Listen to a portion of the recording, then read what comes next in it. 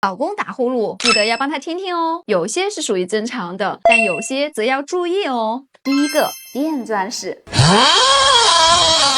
这种呢一般问题不大。第二个，纯正式，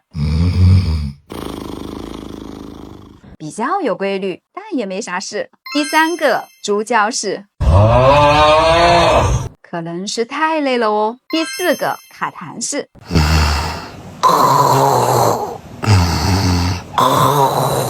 这个建议少吃点糖哦。第五个，断气式，